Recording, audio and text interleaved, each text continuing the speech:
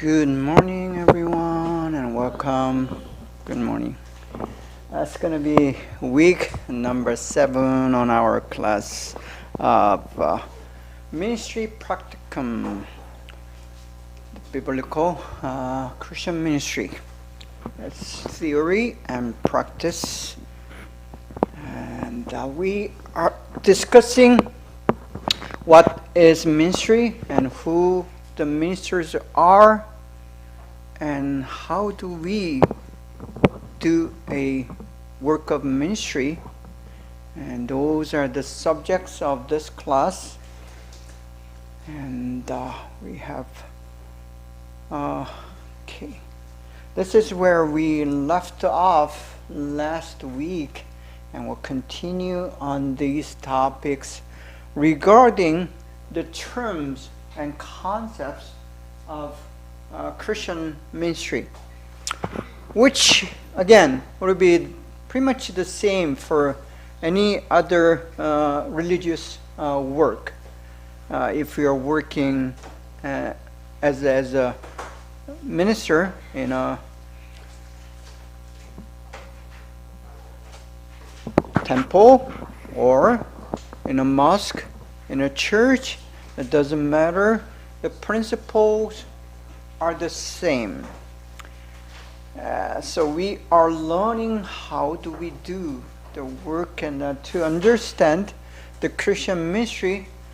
Again, it is important to define exactly what we are talking about when we use a certain terms or certain vocabularies regarding the ministry.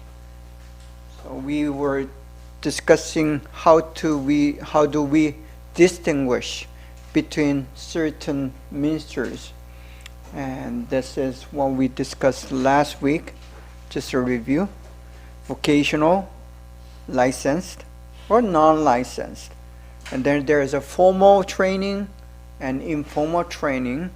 You are trained formally or informally, and you can be ordained, giving the authority, hands over your head, and then authorized officially to be a minister. Or you can work as a minister without any ordination, or you can work full-time, or you can work part-time. So it depends on. Then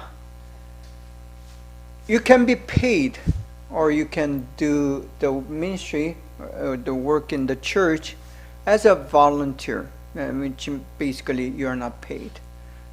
Sometimes volunteers are paid some money for the traveling, and then gas money, or what we call in English gas money. But that doesn't consider it as paid. And I told you about in a church, Christian church, especially the Protestant churches, usually you don't call this payment as salary, like in business, in a company, if you work and you're going to get weekly or monthly salaries. But in a church, we are not being paid salaries, but we are being paid as honorarium, which is a very different concept. That's why in the U.S. at least, they do not get the tax out of honorarium as a tax-free. So that's kind of difference we have. So we are being paid honorarium, which is a kind of a compensation, but with a respect, and it's not like you're paying certain money for your work. That's not the way it works. Okay, then clergy and lay. Clergy are vocational, professional ministers who are working in a church, and usually they are officially ordained, and they are called clergy.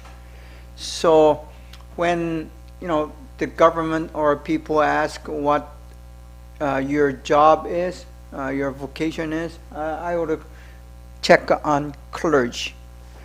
Compared to that, lay people are not the professional. They are not paid. They are volunteers, and they have no official position in a church other than a deacon or elders. Those are not like a paid position, and they are called lay ministers. And in America, at least in Asian context, least I can speak of Asian context. There are, the Asian churches would want to have more clergy, paid, professional, official ministers, because in Asian context, it's very positional culture. So unless you have a position, you do not automatically or have respect. So the position and respect kind of goes side by side. That's why many Asian churches would have the clergy or ministers who are officially named. So we do have a certain positions. So that means we have less lay ministers. But in Western context, especially in North America, in the States, right here, we encourage to have more lay ministers than professional paid ministers. So that's kind of a cultural difference that you need to understand. Okay, next item, individual and organizational. Again, we spoke of there are those individuals who are working solely privately and have no official association with a named organization. That's the individual ministers. On the contrary, we have institutional or organizational ministers who are the members of a given organization. Usually it's a church or the mission agencies and so on. Then inreach and outreach. We have two different ministries depending on the domain of the works.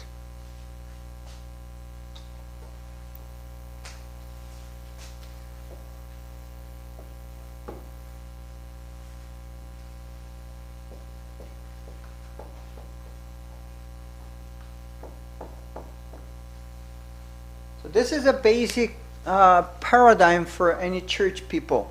If you're a Christian, you belong to a church, and then there's the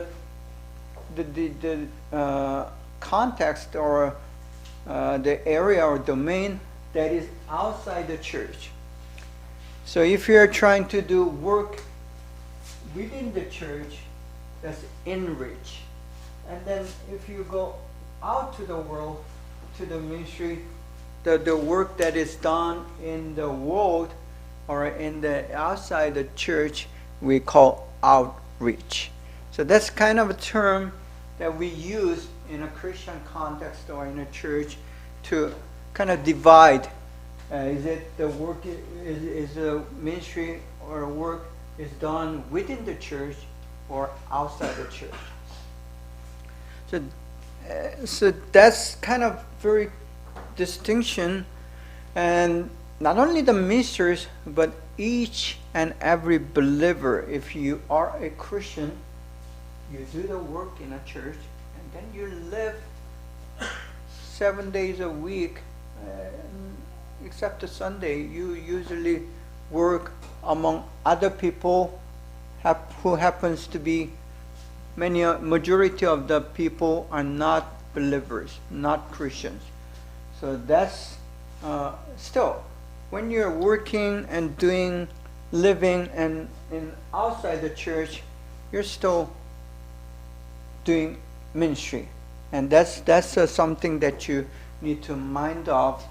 And me as a pastor always emphasize what you do in a church is good and important, and you need to behave nice and good in a church, and everyone does.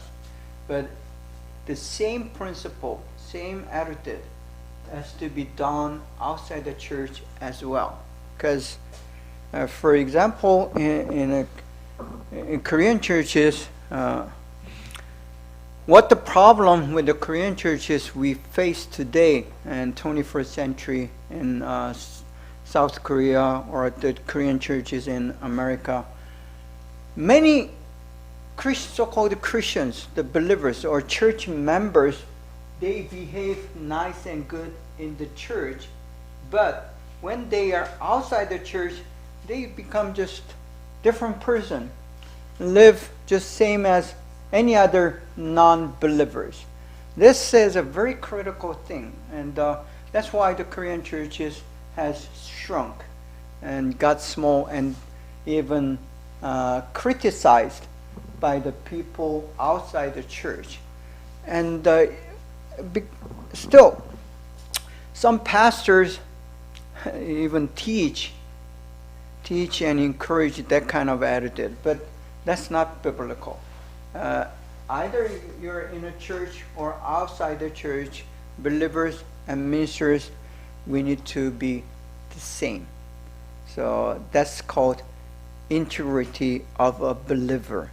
And if you're being good in church but not being good outside the church, we call them hypocrites. Hypocrites. So we don't want the hypocrites, and Jesus was very against these hypocrites, because the typical hypocrites in the time of Jesus was Pharisees, and these Pharisees are very known hypocrites, and Jesus criticized them and then even used the swearing words against them. So we need to understand that. Now, continuing with the distinctions in ministry and ministers, trying to understand how we differentiate each different ministers in a Christian church. There are two very important works done within the church. So in a church,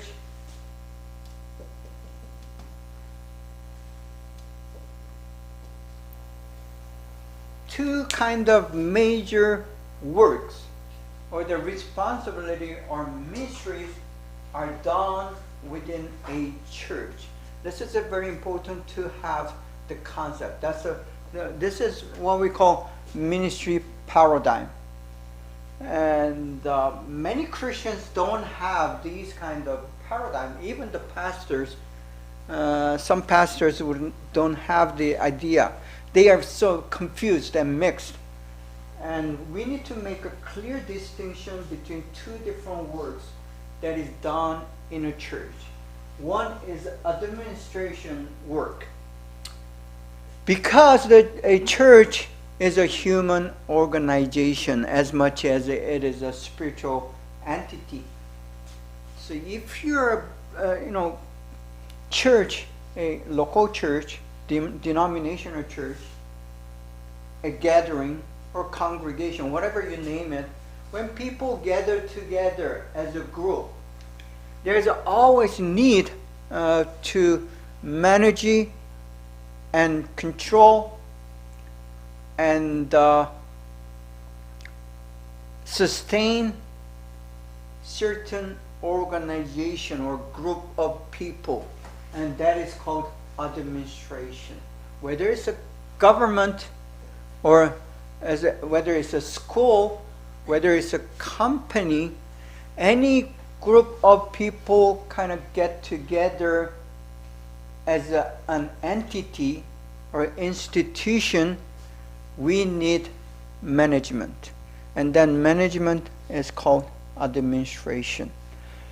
Same for the church. Even though church is a spiritual entity, still, it's a human gathering. When human gathers and imperfect human gathers, there is always an issue. And there is a need for taking care of the group, not individuals, but a whole group, as a group. And that's administration. And if you're a pastor of a church or any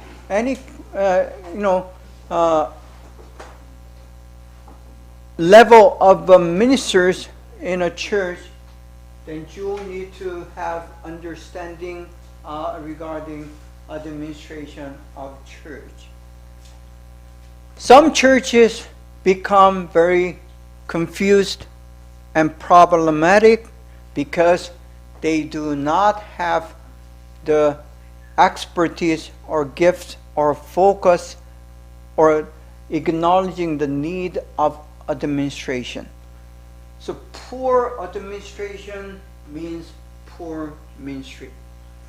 Some believe administration, you can pray and forget about it, and God can, because God is God of everything, and when you believe God, you believe God's going to do some automatic things in the church. That's not how it works.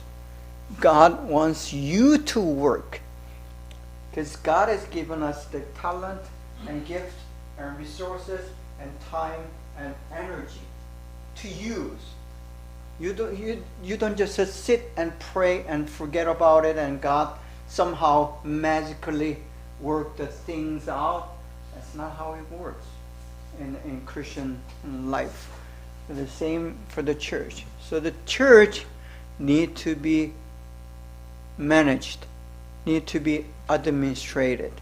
So the work of administration is not number one, but it is a secondary important work in a church. So the question, what is the primary work of the church, is called edification. That's a very, probably the $5 words. And another word is a discipleship, making a disciple, giving a birth to a believer and helping to nurture that believer and helping that believer to become more mature and eventually becoming a full-grown adult believer. So not the age-wise, but spiritually adult believer. So that process, giving the birth and then nurturing and helping them be trained and then helping them to become, again, a leader who, again, making another disciple. So it's a kind of cycle repeats itself. Being born and then being nurtured. Let me give up.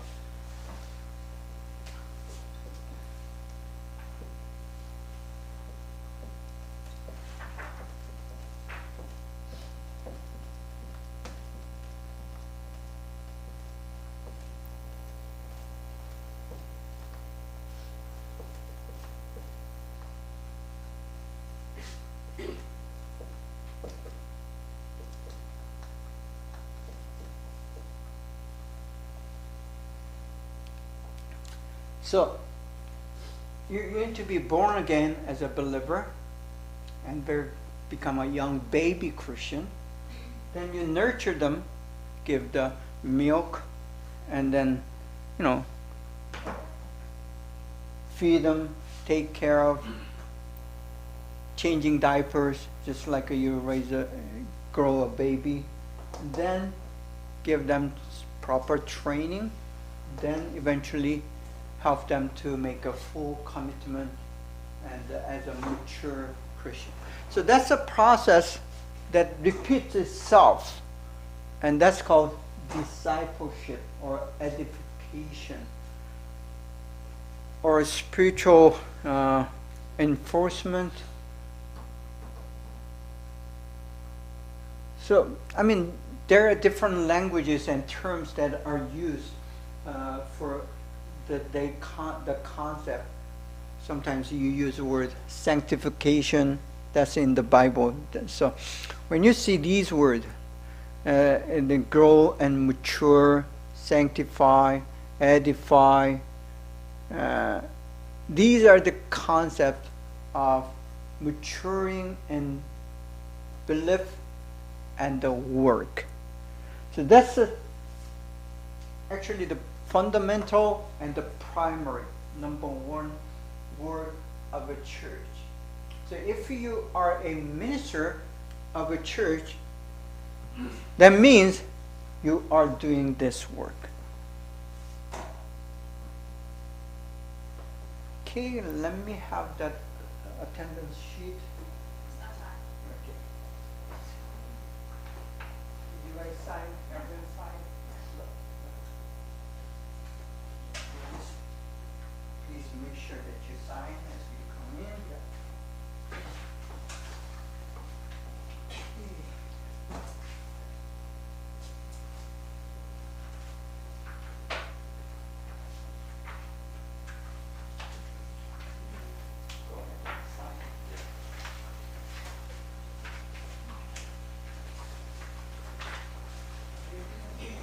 So continuing with the concept, two works that need to be done in a church. See, this concept is you can apply the same thing for your family at home. To run a family, to become a mom and dad in a family, you need to have this management plus growing your children. If you own a company, and sometimes you will, this land is a land of opportunity, and you are allowed to have your own company and be a boss. So if let's say you're running a company or a small shop, even a small shop, if you're working as a single, employee and then owner, still, even with the one person, it does take administration plus the work of, the job to fulfill the task of, earning money. So these two dimensions or the work area are common in any group of people that we gather together for a certain reason and purpose. Even those groups that are aiming to do for the hobbies or the common interest group that you kind of enjoy together as a group, it also needs the management as well. So the administration or management is secondary, but it is also necessary. You cannot do without having the ability to management. Again, I told you, many churches ignore or do not see the importance of this administration. Administration is very key to having a successful ministry. So if you are a minister of a church who are in the leadership position, it is very important and necessary to have this gift and perspective and the training for administration. The thing is, when you go to let's say if you're going to a seminary, which like I have trained, usually it's a 3 years training to become a vocational professional minister. And what I see from the this seminary curriculum, they do not have zero training on the administration perspective, or just one class regarding the administration of church, which is very unbalanced, I would say. I'm sure we should have more of this management perspective in a seminary curriculum added and focused and emphasized. Next, domestic versus cross-cultural.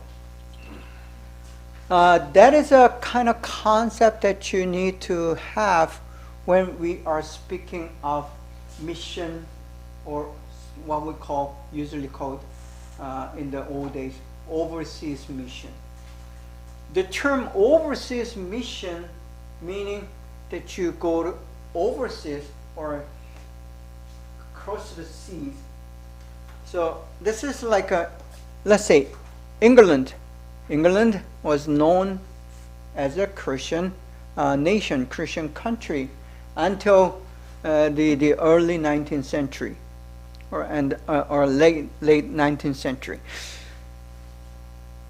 And England was the one country that has sent many missionaries to Africa and South Africa and Asia and so on.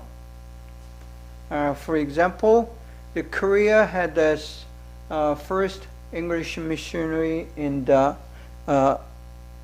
late 18th century, and American missionaries as well.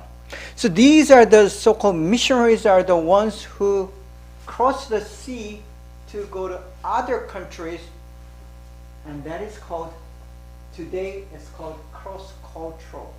Not anymore as a, you're going across the sea, but across the culture. So that's how we name today the cross-cultural ministry or cross-cultural mission. That's what we used to call overseas mission or overseas ministry, where you go to another country where the culture is totally different, and you kind of settle down there, learn the language, learn the culture, and do the work of evangelizing, meaning sharing the gospel, telling the gospel, and then translating the Bible. These are the kind of works. And then sometimes you provide the food, and then you build the hospitals and so schools.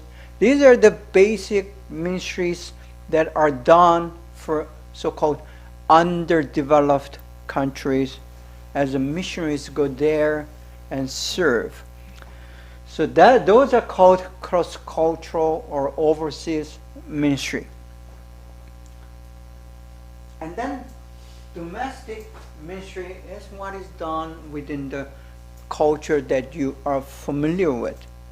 If you're doing the church work in your own countries, whether it's China, Vietnam, Korea, any other countries, it's called domestic, because you are working with your people, the culture that you're familiar with. So that's kind of concept that divide ministers by the work. Are you working in a culture that you're familiar with and the people that you're familiar with, or are you working with the people who are very different from you culturally, socially, ethnically? And then when that happens, it's called cross-cultural ministry. Now, so because it's a cross-cultural ministry, you don't need to necessarily go to another country. You can do cross-cultural ministry even in the States.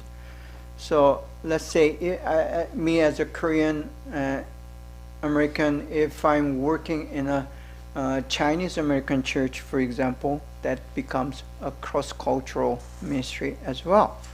So that's kind of cultural paradigm concept for ministry.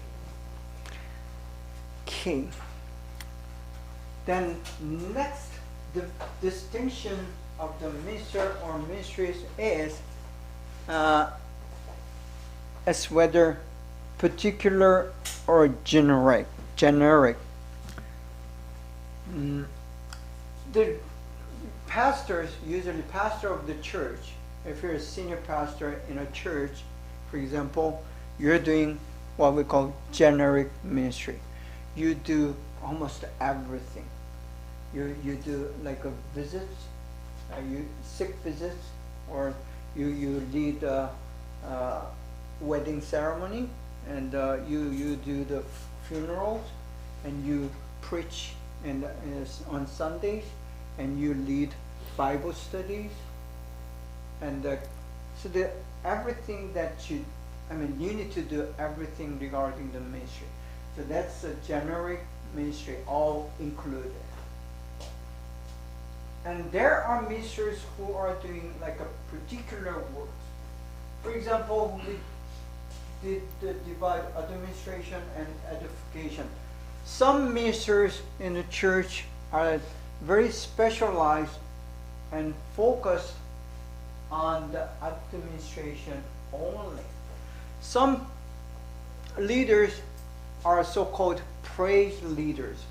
Their job is very particular, and they lead praise, Sunday praise, or Wednesday night worship praise in front of the whole congregation, and some may play guitar, some may play drums, and they work as a so-called praise team to lead the Sunday morning worship praise. So those are examples of so-called particular ministry. So that's kind of a distinction. And if you have a very special talent or gift as a minister, you can do praise, you can do artwork, or you can design and make the video clips that played on Sunday worship and so on. So those are examples, again, of particular ministry. So you either do particular ministry or generic ministry, and both are important. Okay, continuing. Now, structures for ministry. So once you know and they have the concept how to distinguish and divide each different ministers. Now, I told you about the administration, and the part of administration knowledge has to do with how do you structure your church?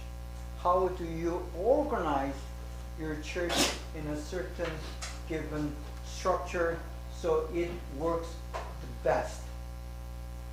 That kind of suggests not every churches are the same, which means, again, every church, local churches are different. They have different culture, they have different members, they have different denomination, they have different doctrines, and most of all, different people. So when you have different people with the different needs or different constructions or complexions, then you would have a very different structure or way of organizing it.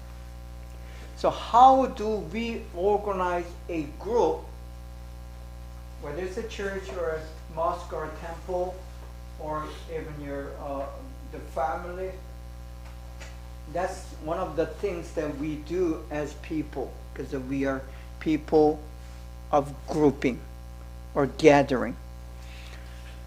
So it is important to understand when you try to do the ministry, especially if you're trying to become a pastor of a particular local church, or the leader of a certain Christian organization or agencies, then you need to understand this very term, which the church itself does not teach this. So this is a good opportunity if you're a Christian and believer, you need to have this very good knowledge on this. Number one, distinction. This is a kind of old concept, but let me begin with this old concept of church and parachurch. In the development in 19th and 20th century in the English, not I wouldn't say European, but English churches and North American churches, as they begin to have this very rise of so-called mission agencies. Mission agencies are again those agencies who are working to promote and manage and extend and build a overseas missions works. So there is a very the era about 100 to 200 years of period where the Protestant churches, even the Catholic churches, both Catholic and Protestant churches were very focused on overseas missions. There's several reasons that has to do with the expansion of the missions. That's another subject. But with the many political, geopolitical, and social reasons behind the work in overseas cross-cultural ministry has grown very fast. And what happened is the local churches, for example, let's say you have a church that is in even the Central California.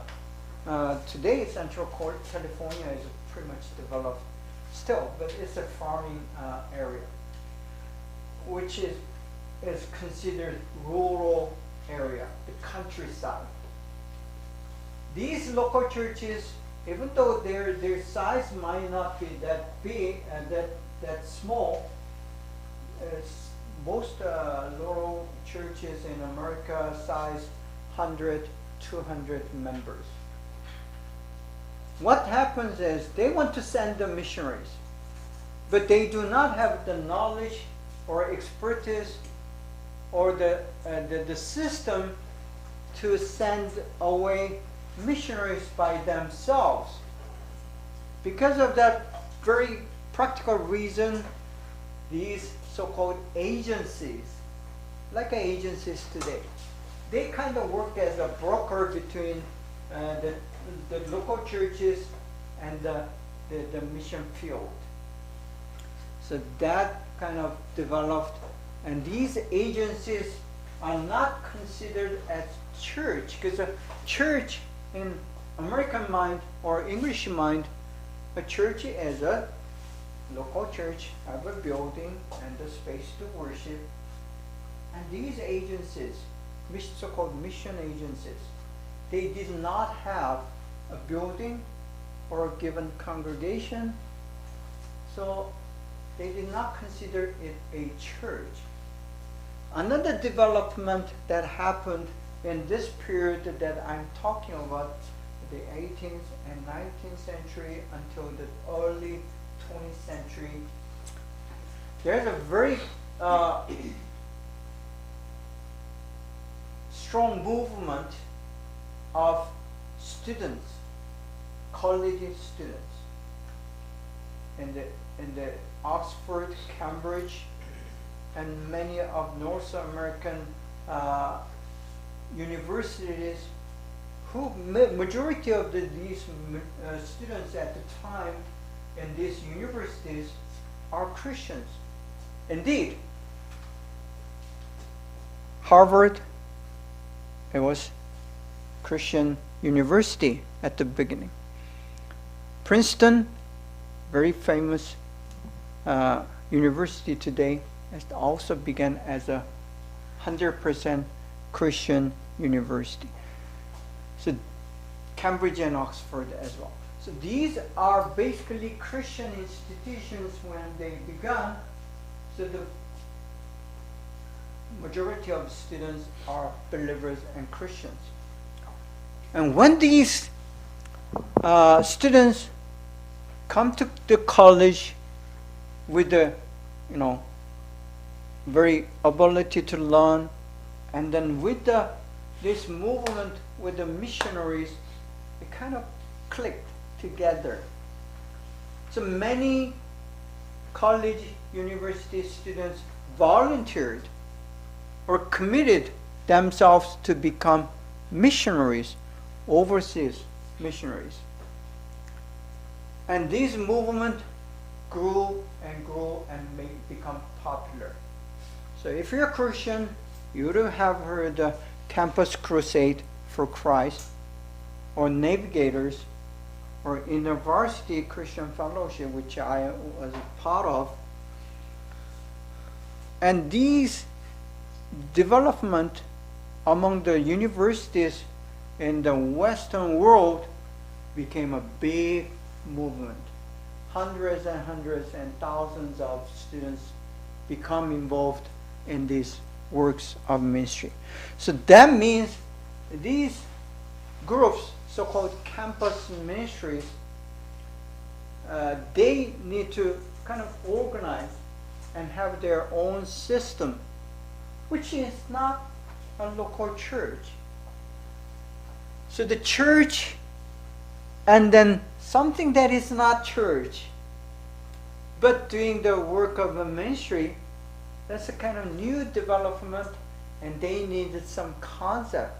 So they called them para churches. Para in English means something that is similar to, but not exactly what it is. So para church means it's just like a church. It does a ministry of a church, but it's not a church. So that's why they call them para churches. That's the early concept dividing the local church and the agencies and organization of Christian and believers, which is not a local church. So that kind of distinguish two different. I, for example, is a product of para church, not particularly local church.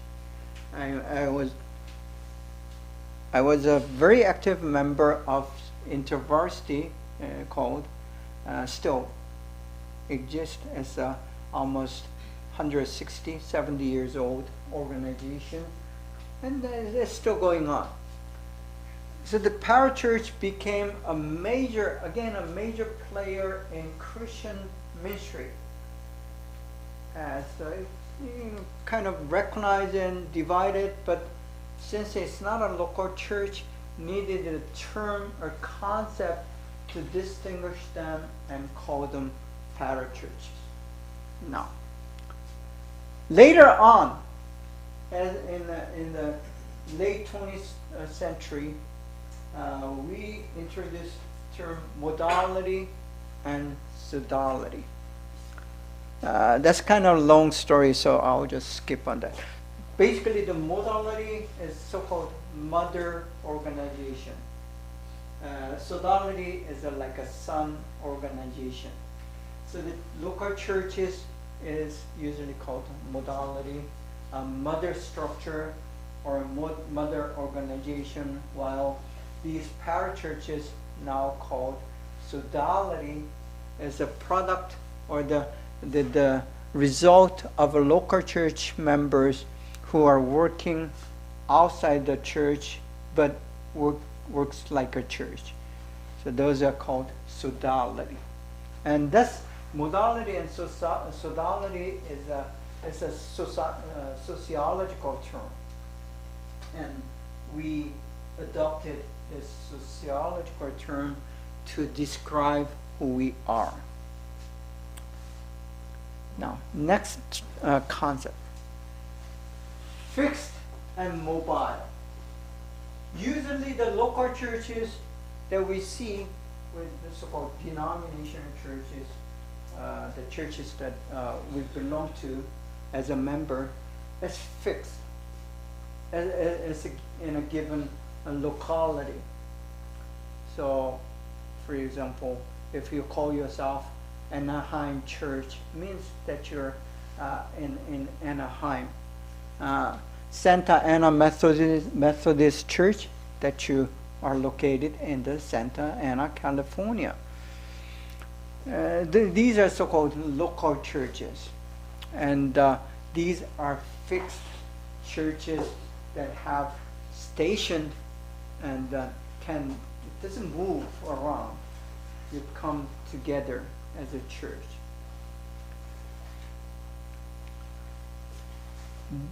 On contrary, mobile church, it means that you move around. You go from place A to place B and continue to work not in a fixed location, but in the areas, in different areas. These so-called parachurches or sodality, most of them are mobile churches. Mobile churches. And that they move around and go from place A to place B to work and to do the ministries. Next one. Denominational versus inter or versus non-denominational. That's another kind of concept for the local. Most local churches are denominational, but today there is a trend. Some local churches do not want to belong to a denomination, because in modern world, especially what we call MZ generation, or the young people, 20s and in their 20s and 30s, they don't care much about denomination or denominational doctrine. They don't want to be Baptist, or they want to call themselves Methodist or Presbyterian, not even Catholic or Protestant. They just want to be Christian. Because of that reason, some churches took that trend and labeled themselves to be independent church. So they do not have any denominational association. They are no longer Presbyterian, Baptist, or anything but Christian church, or the Church of Christ. They use the Church of Christ even as a denominational name. So even saying that may confuse you, but the Church of Believers or Church of Christians. That's how they want to label themselves. But still, majority of churches belong to a certain denomination,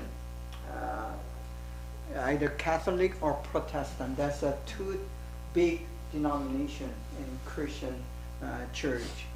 And then when you go to, there's another one, Orthodox. So the Catholic, Protestant, and Orthodox, these are probably the three major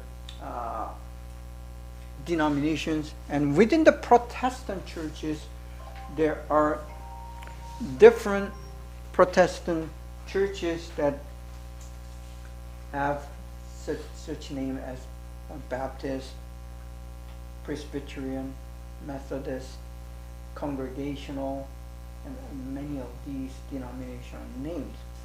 So that's again denominational. And then inter or non-denominational independent they do not claim they belong to a certain denomination. Okay, let's take a 10 minutes break.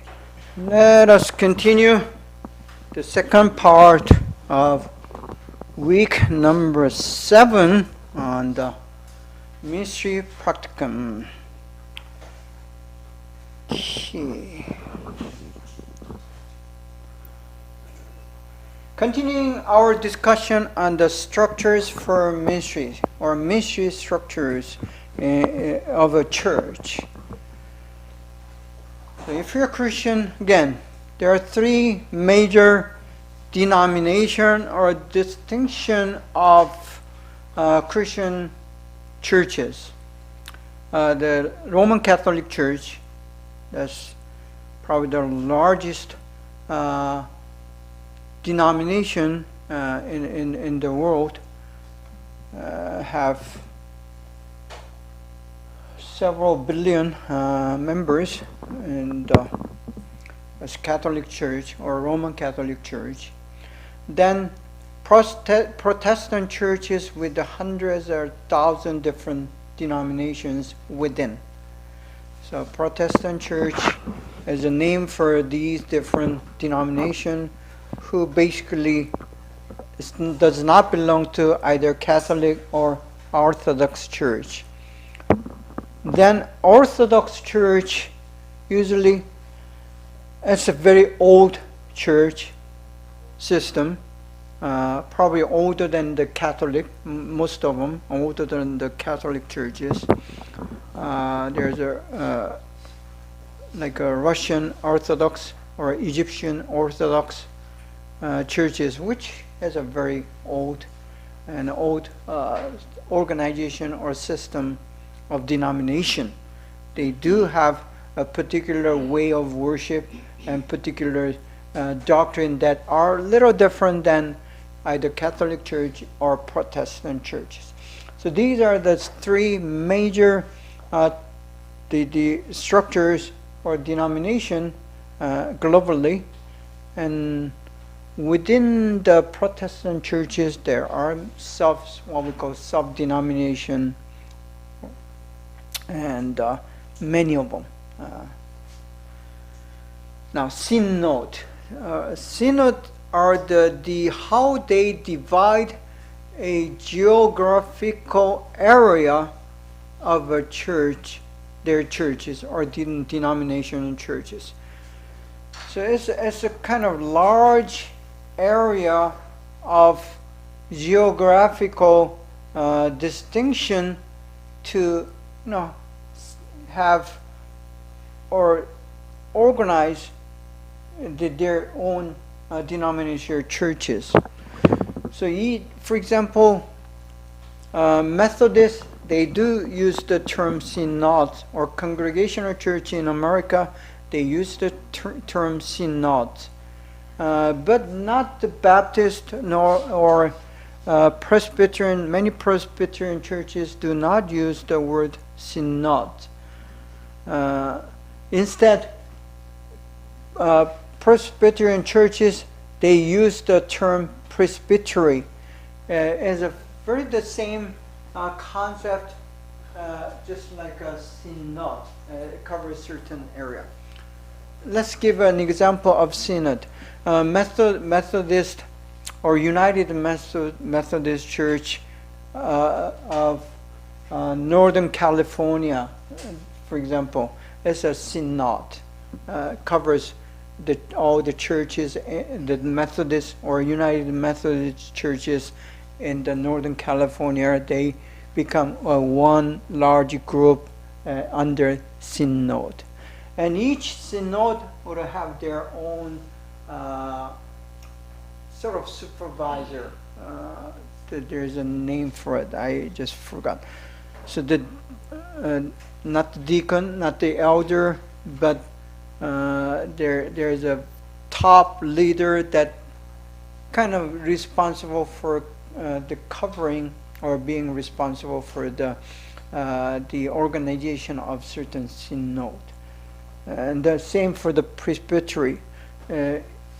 Let's say presbytery of PCUSA. That's a kind of denomination name in America. Let's say PCUSA America in Southern California Presbytery. When you say that, it means all the PCUSA churches belong to this presbytery in Southern California. So that's kind of how we organize the geographical denominational churches. However, there's another thing called convention.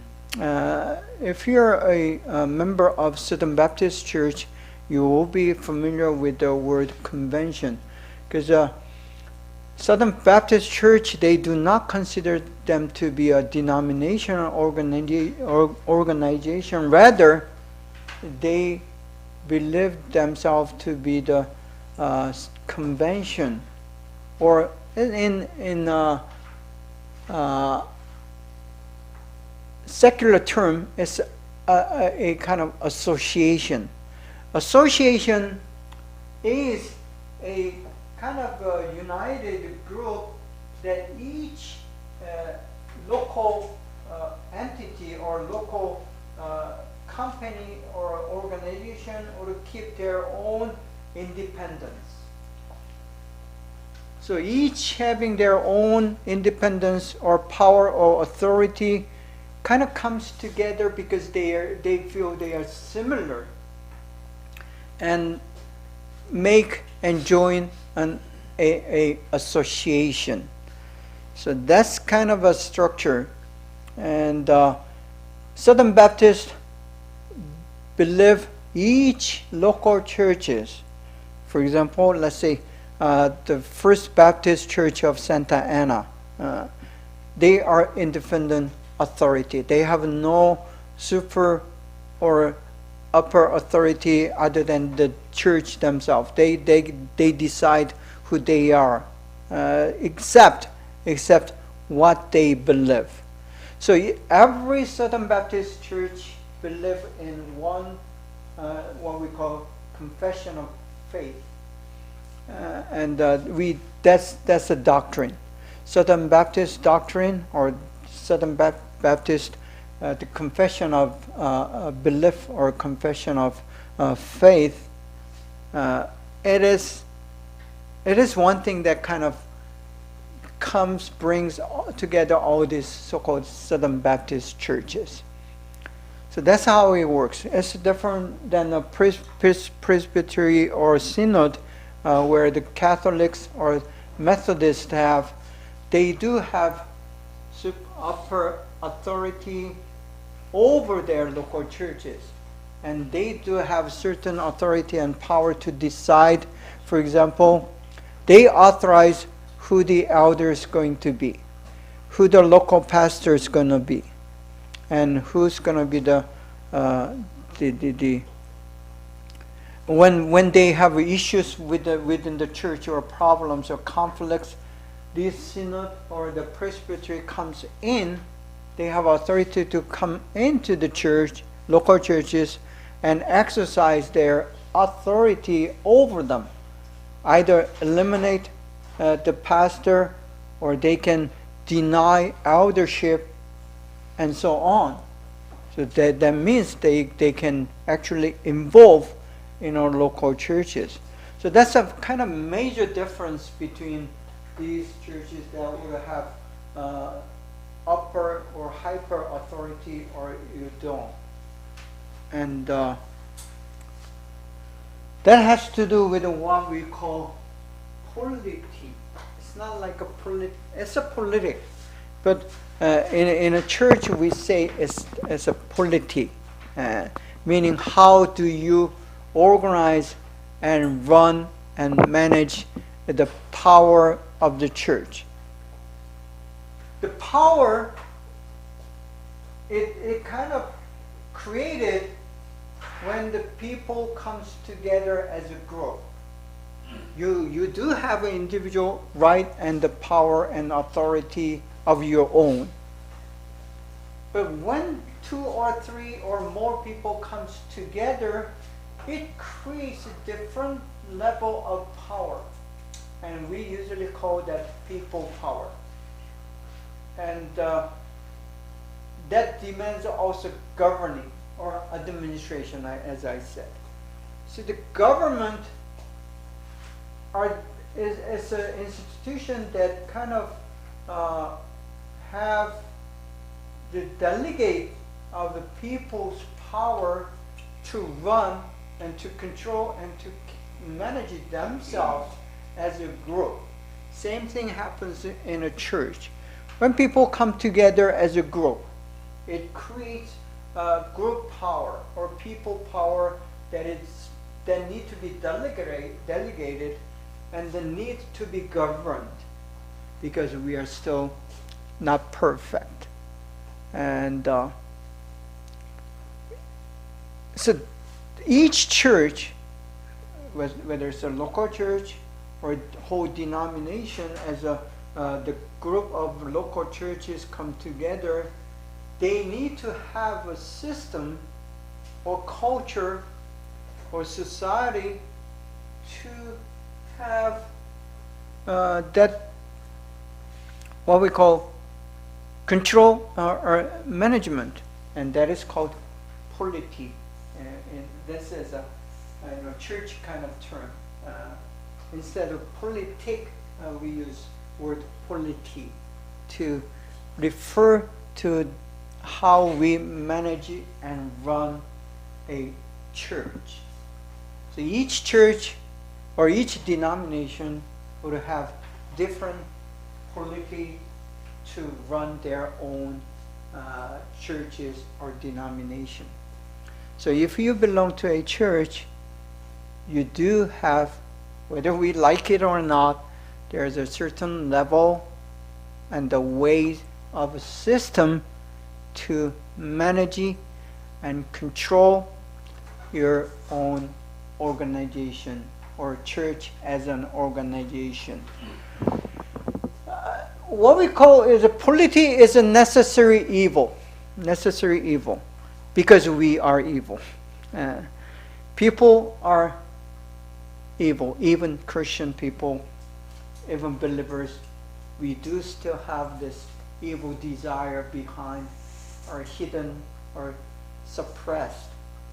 And once the Holy Spirit, you do not trust and believe in the Holy Spirit, or in another way of saying is you are not in the full of the Holy Spirit, then this evil desire, the greed, and the anger, and all these negative human nature kind of comes up to surface. It does rise. Sometimes you do not have control over it.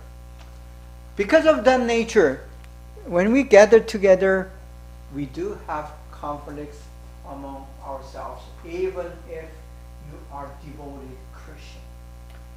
How long you have been to church, or how long you have been a believer, it doesn't matter. It doesn't matter. It does. You do have that evil desire still kind of alive. That's like what we call Christian struggle, and it is natural and it's still biblical. I mean, the Bible does mention that we do have these problems and issues, even still as a believer, until Jesus comes back and restore the whole perfect kingdom of God. And until then we will continue to have issues and problems. And it's important to acknowledge and accept our inability or incapability or issue of these evil desires. Because of that, we do need to have authority, governing, control, management, and so on. Management is neutral, but the word control, order, these governing, actually does have that negative connotation or negative meaning behind it, meaning we need to be governed, we need to be controlled, we need to be given certain orders or ranks to manage our evil desire that may come up from time to time, and the conflict that is caused because of those greed, lust, and evil desire and sinful nature still in us. So that's why we have the term polity, and it is necessary, and we need to have that. So there's no way, some churches try to deny these elements, and that believe because we are believers because of the work and the sovereign work of the Holy Spirit, we will be automatically somehow magically and spiritually be controlled and have no need and issue for to control us or have a politics or polity. It's not realistic. It's very ideal. And there are some churches that have that way of belief, and I do not condemn them, but I do not agree personally. Okay, church orders. These are the examples how these churches, different major denomination, structure themselves as an organization or as an institution.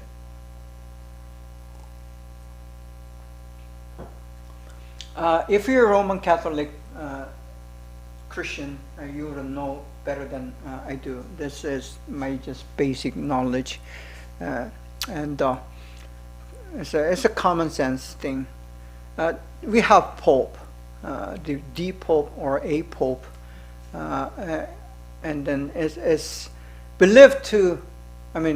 Catholic Christians, they believe these popes have the lineage from the Apostle Peter, who has the key to the heaven, and the popes have power to either bound or release the authority on earth, which requires a different interpretation for us Protestant. But that's how they believe the Pope, and they believe the Pope has a very direct communication with God, unlike just normal lay believers.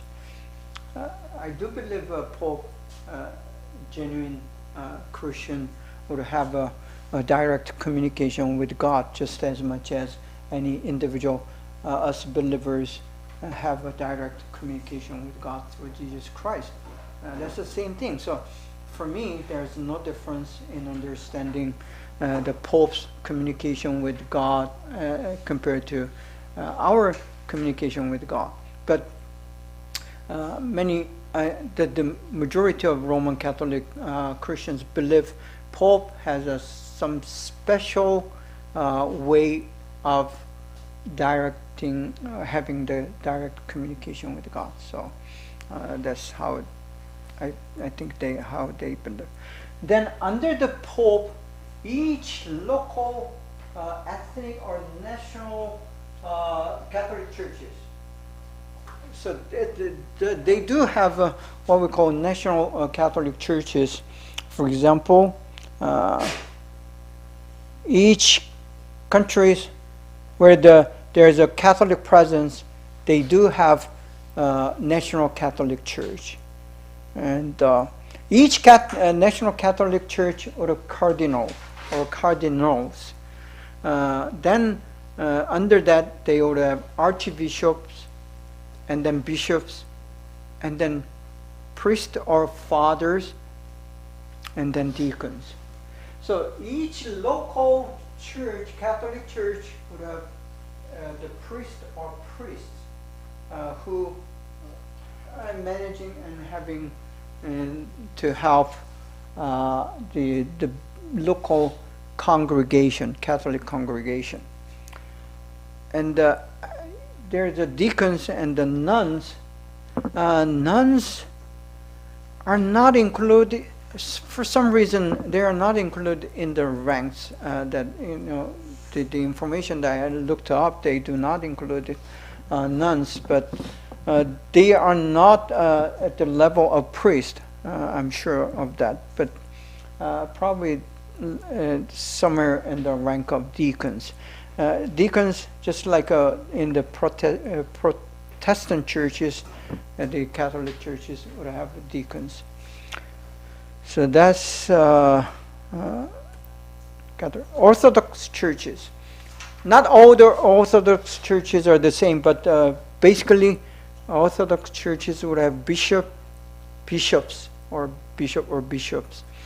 and then presbyters or priests in the local congregation, and then deacons, just as any other churches would have deacons. Because they have deacons because the Bible does have elders and deacons, and the presbyters. Actually, these presbyters are the modern European term for elders. So when you hear the word presbyters, just consider it as elders in the Bible. So in the Bible, there is in the Bible named pastors, there's elders, and there are deacons, and then there's a one under the thing above elders. So the bishop is a leader of these priests or presbyters. So that's kind of their rank. So compared to the Catholic polity or the structures, they have more levels of authorities, the ranks, and Orthodox churches have less the ranks. That's kind of different, but it's not necessarily to say less rank is better than more ranks, or the other way around. There's no way of determining and biblically defining or evaluating the more ranks are better. The answer is we don't know. It depends on, actually. So sometimes less of level or ranks are better, sometimes more ranks are better. So comparing Orthodox Church and Catholic Church, which is a better because of the ranks, the answer is it's not necessarily relevant. Then Protestant churches. Usually most Protestant churches would have pastor or pastors who are usually the vocational and paid and professional clergy members of a church. Then we have elders and the deacons. And one thing that I want to let you know is a pastor is one of the elders, and that's biblically that's who he is. But in many Asian Protestant churches, Christian churches, they have kind of idea pastors are above the elders, and many pastors do believe that they are above other elders who are not pastors, because the elders are not paid; they are volunteers. They are the actually one of the lay people compared to clergy people who are professional paid pastors. Because you are preaching in front of the congregation every Sunday, that used to not be the practice in the older churches. In early churches, any elders who are elders are able to come and have that duty and responsibility to preach in front of the congregation. So those who will graduate seminary and have ordination, and those are the only ones who is able to preach in front of the congregation on Sunday service. That's kind of is a modern invention. So in USA and Canada, there's a denomination, it's called Brethren Churches. These Brethren Churches, they do have elders, or sometimes deacons come to the front and on Sundays, and they do preach. And some Brethren churches I've been to, they do not have designated preacher for that particular Sunday. They come to church and they pray, and whoever has the feeling or conviction that Holy Spirit is leading for him or her, usually him, in the Brethren church is him to preach that Sunday, he comes up to the front and begin preaching. So that's kind of different practice than most Presbyterian churches that we know. So that means each different churches have different way of having their worship, or the organization, or making the structures and so on. So the Bible does not have a fixed idea about how we position the church leaders in a certain way. It just gives a big a guideline. So that's how we should understand. Other ministry terms, continuing the terms and the concepts in a Christian ministry: the role, order, discipline, and rituals. The order of a church, we do have, each church or denomination have what we call constitution. Just like America or any countries would have their constitution, which is the very fundamental of the law or laws. So your law or laws are built up under the Constitution. Constitution is very philosophical, it is doctrinal. So any denomination or church that you would have, you should have, you do have this Constitution of your church. And we abide by that Constitution, and that's a very primary order.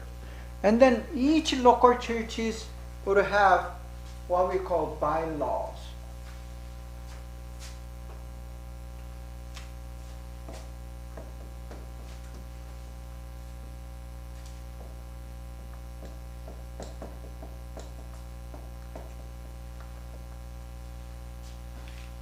So the Constitution is the highest authority of the code and order. Then under the Constitution, you would have bylaws.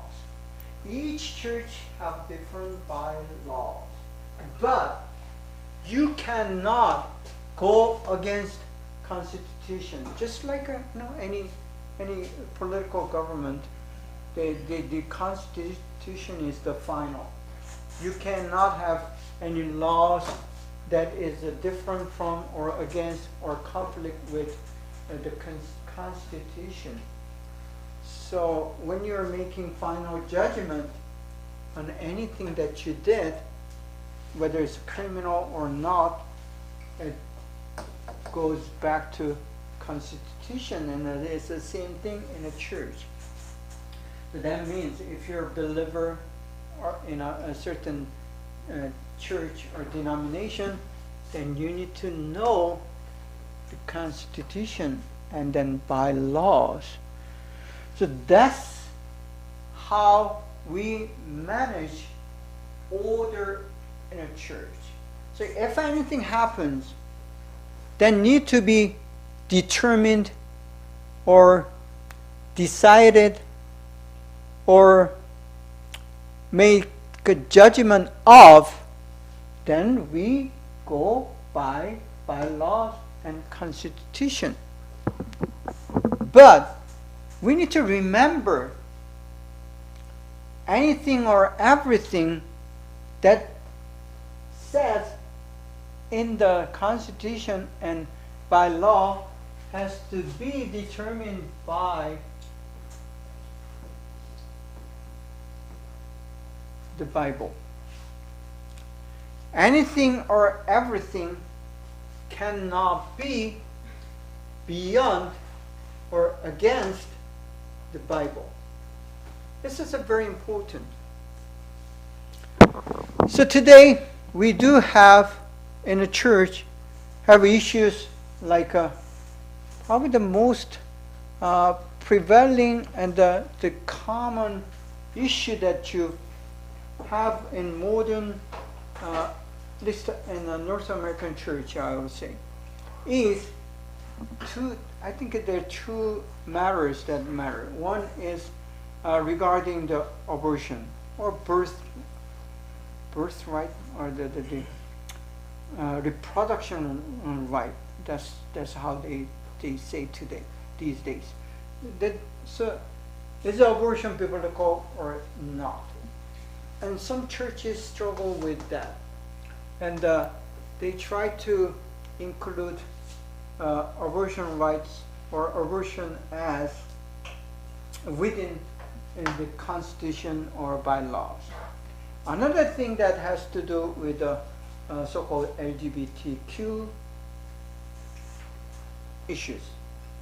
So that is very controversial today, even in the church. It's no longer a political issue, but it's a very religious issue. And even among the Christians, they would have very different opinions regarding these issues. And there are many other social, cultural issues that are relevant to these bylaws and the Constitution. If you're a believer, is a racism, is that biblical? That can be debated. I mean, still, even in America, that's still debated. So, what does it mean to be politically correct as a believer? That's again an issue of the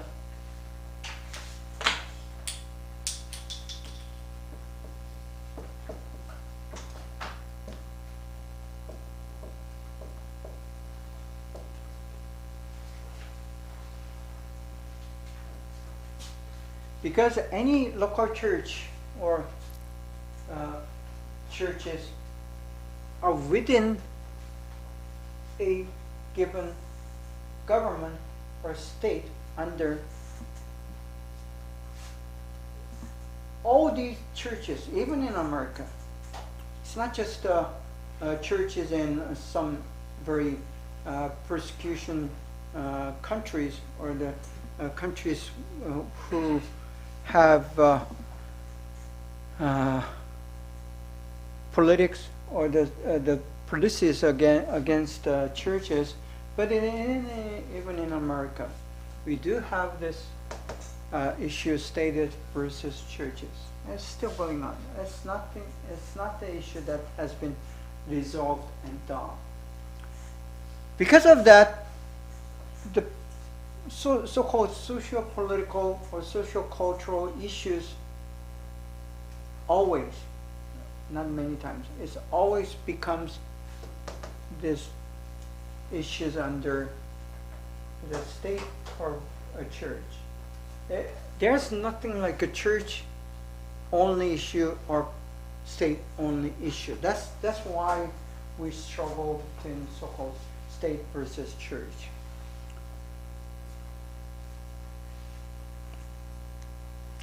So the church, because we are in the world, we are under the government authorities, there's always this tension between the church and the state, the world and the church, And how you settle that is named in the Constitution and bylaws.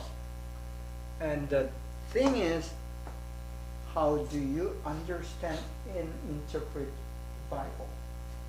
So it all comes down to understanding and interpreting and applying the Bible. So, I mean, whichever your position is, the Bible is the key, and that's the most important thing to understanding your ministry and the church and the work and so on. Discipline. Unless you have this constitution and bylaws, you will not be able to manage your church when the things happen. And things does happen, whether you want it or not, whether you like it or not. If you're a church, a local church, the things happen. And you need to address those things, problems, issues, conflicts, tensions, and then even different understanding of Bible, different interpretation of Bible, and different doctrines. These are all things that are always there to cause problems. And then we need to address that. You cannot say nothing and be silent. If you do that, the church is no longer a church. So either you're a pastor or deacon or elder or any sort of leadership in a church, then you need to be aware of what your constitution says and what your bylaw says. And if you don't agree with this constitution or bylaws, you cannot do pretty much nothing about constitution, because there's many different churches that kind of agree on. So it is almost impossible to change constitution unless you become one of the representatives that is sent to the synod or presbytery, and you exercise your vote. And so the local church leaders, but you wouldn't be able to do something with the bylaws. You can either change more toward the biblical understanding, or if you don't like, only way to do as a believer, as a leader, as a minister, is to just come out of the church and find a church that kind of you agree with, instead of making troubles. But as we have experienced, I have experienced in many of the Korean American churches that I was with, and then other churches that I was not with, people, the believers, they try to make their agenda work and try to change these things, because they do have a choice to go to another church that they can agree with. So the discipline, in case there are those who are keep making trouble and teaching some different doctrines and so on, when these things happen, you need to address and deal with these issues, and that's called discipline. So some people say, if a church is a church, Jesus taught to love everyone, even enemies. That does not mean that you need to keep certain order and discipline in your church, because Jesus also taught us about the discipline. And then Apostle Paul, he said, if there's an issue, first thing, you go quietly, silently without letting others know, and you as a leader, go to speak to that sister or brother and make a point according to the Bible, not your own idea or feelings or preference. That's something that you need to avoid. But according to the Bible, you tell that person with the love, which is right according to the Bible, which is wrong according to the Bible. And let him or her know that. So that's the first step. Then if he or she does not listen, then you kind of ask other leaders, couple of them, and go together and do it again, second time. And hope and pray, says Paul, St. Paul, that he or she will repent and come back to the biblical norm. If that doesn't happen, third step, let the whole church know of the situation and address that, and have it can be a vote or making consensus according to your order and discipline, and then deal with it. So that means even at the Paul's time, which is a very early, because Paul wrote the Romans and other epistles within the 100 AD, which means it's only like a 30 years after Jesus ascended or resurrected. So only in church history already there has been many different issues regarding or needed to be disciplined. And Paul tells them this is how it should be done. And if you're a minister in a church, first thing that you need to be very careful not to be the subject of disciplining yourself. That's number one thing. Then as a leader, even though you may not like it, there comes the time, very often actually, time that you need to make that decision of disciplining some of your own congregation, especially when you're a leader in a local church. That happens a lot. And it's very difficult decision to make. Sometimes, the worst case that you need to excommunicate. That's a Catholic word, but no, you kick out some church members. And that's most extreme case, but that does happen, and that's a part of doing discipline. And if you do not discipline your believer congregation, it's just like you are not disciplining your own child. When you do not make a proper discipline of your own child, he or she is going to be a nuisance. So same thing happens in a church.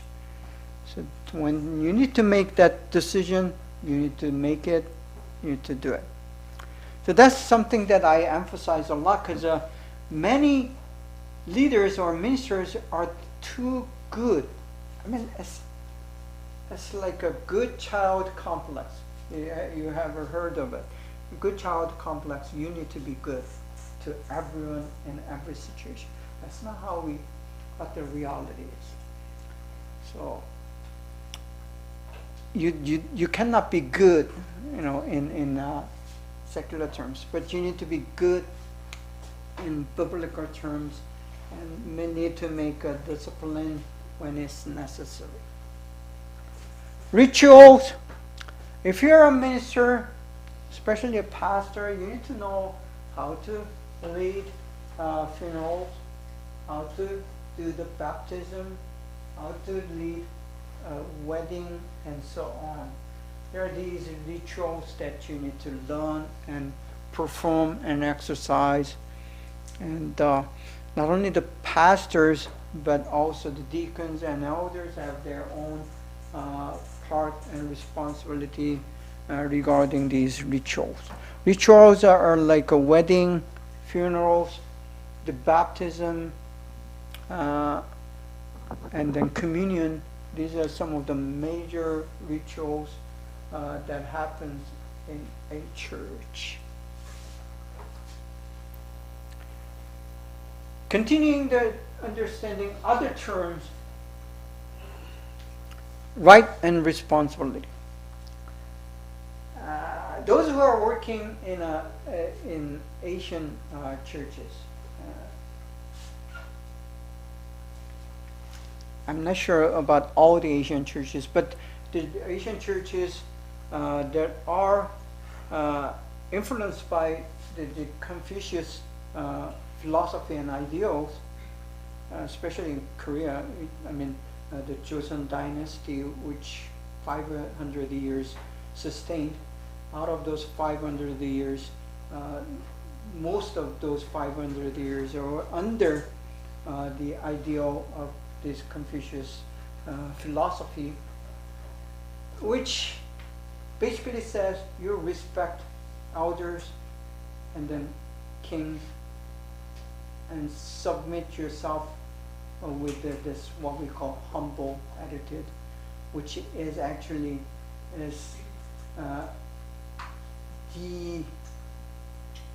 depersonalizing yourself, which means basically you don't have any rights as a person, as a human being, if you're in a certain level of so-called the lower class.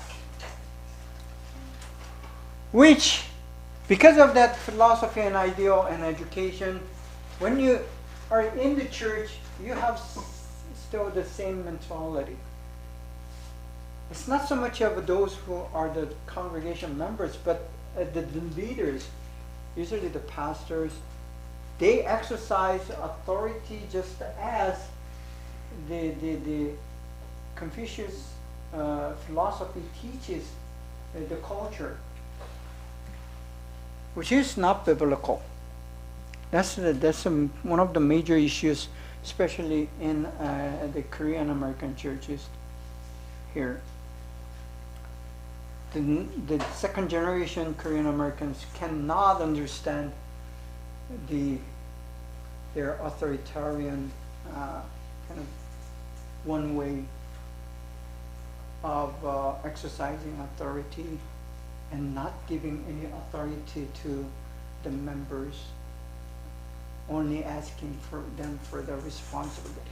So this kind of disagreement between the right and responsibility does happen in many churches, which is a Asian American context, and then also in Asian churches. Because the Bible does teach right and responsibility goes hand in hand. Okay, thank you for your attention, and please make sure that you sign out, making sure that you're funded.